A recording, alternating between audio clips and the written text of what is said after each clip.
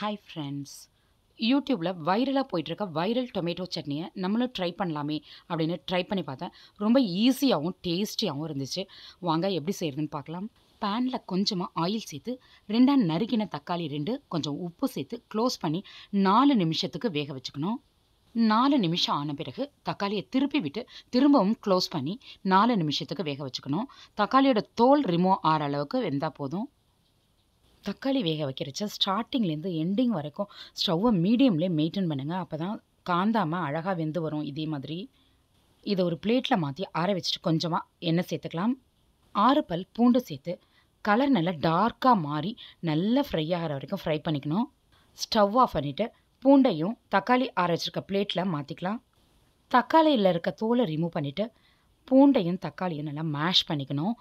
ஃபோர்க்கு வச்சு மேஷ் பண்ணாலே நல்லா மேஷ் ஆகிடும். பூண்டு முழுசாக இருக்கணும்னு அவசியம் இல்லை. பூண்டையுமே நல்லா நசுக்கி விட்டு மேஷ் பண்ணிக்கலாம்.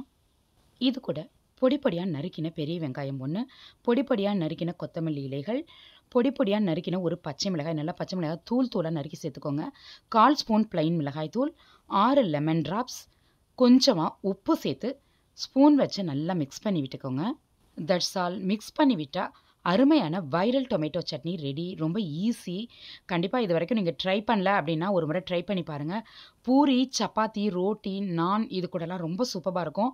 மொறு தோசைக்கு நீங்கள் ட்ரை பண்ணி பார்க்கலாம். இந்த மாதிரி டிஃப்ரெண்ட்டான ரெசிபிக்கு நம்ம சேனலை சப்ஸ்கிரைப் பண்ணிக்கோங்க. பக்கத்தில் இருக்க பெல் ஐக்கான் ப்ரெஸ் பண்ணி ஆல் ஆப்ஷன் கொடுத்துக்கோங்க. இந்த வீடியோ உங்களுக்கு பிடிச்சிருந்தா லைக் பண்ணி உங்கள் ஃப்ரெண்ட்ஸ் கூட ஷேர் பண்ணுங்கள். வணக்கம்.